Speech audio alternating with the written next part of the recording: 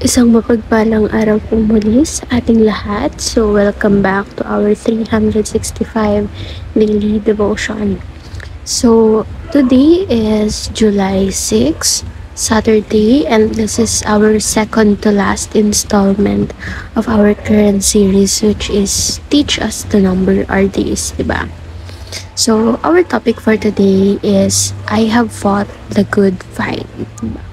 So, in connection to our topic for today, ang Bible verse na ating tatalakayin ay ang 2 Timothy chapter 4 verses 6 to 7.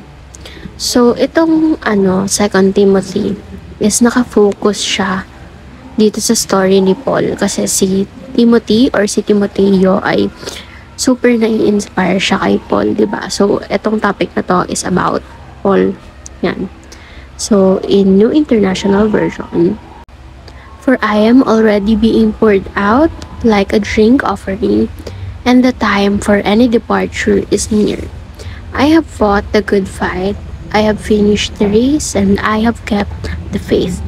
So in Filipino translation naman, or in Magandang Balita Biblia version, sapagkat dumating na ang panahon ng pagpanaw ko sa buhay na ito. Ako'y mistulang isang handog na ibinubuhos sa dambana. Pinagbuti ko ang aking pakikipaglaban, natapos ko na ang dapat kong takbuhin at nanatili akong tapat sa pananampalataya. So, balikan natin itong drink offering na to. So, ano ba yung drink offering? So, sa dating panahon, before, and even until now, makikita natin siya minsan sa mga movies. Ito yung pagpupur mo.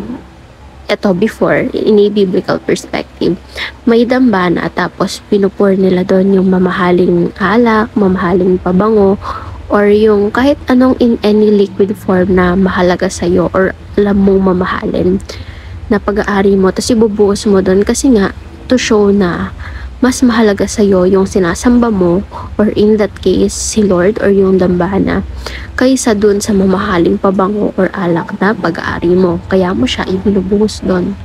So, another instance, si Mary, diba, kung matatandaan natin, binuhos niya sa paa ni Jesus Christ yung mamahaling pabango na kung tutuusin is katumbas na ng sahod ng isang tao before ng pang isang buong taon, diba? Pero binuhos na yun sa paahan ni Jesus Christ.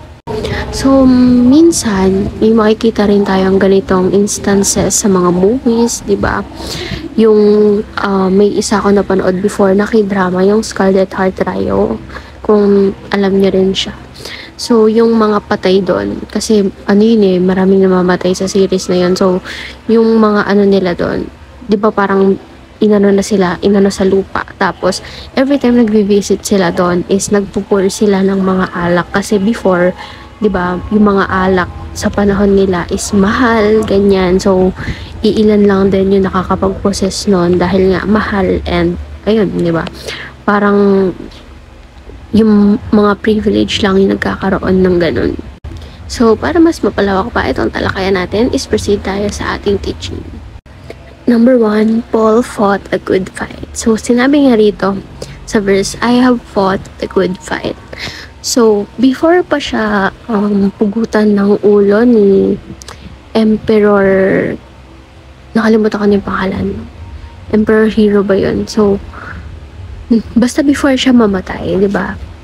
Ginamit niya yung buhay na pinagkaloob sa kanya ng Panginoon bilang isang servant din niya, bilang servant ng ating Lord. So, ginamit niya yung buhay niya in a productive way, diba? So, naging mabuting servant siya ng Lord. So, kaya nga nasabi niya rito na, I have fought the good fight.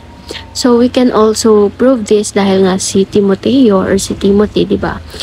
Naging isang napakalaking inspirasyon para sa kanya, si Paul or si Pablo, which is itong nagsasabi nga nitong verse na to, itong binabasa ni Timoteo, diba? So, habang binabasa ito ni Timothy, I believe na grabe yung luha niya rito dahil nga super na-inspire siya kay Paul. And ito yung nabasa niya, I have fought the good fight, I have finished the race, and I have kept the faith. So, Paul fought the good fight even until na malaman niyang mamamatay na siya, and malapit na siyang mamatay pala, is nandun pa rin yung tiwala niya sa Lord, and ayun, proud siya na naging servant siya ng Lord, diba?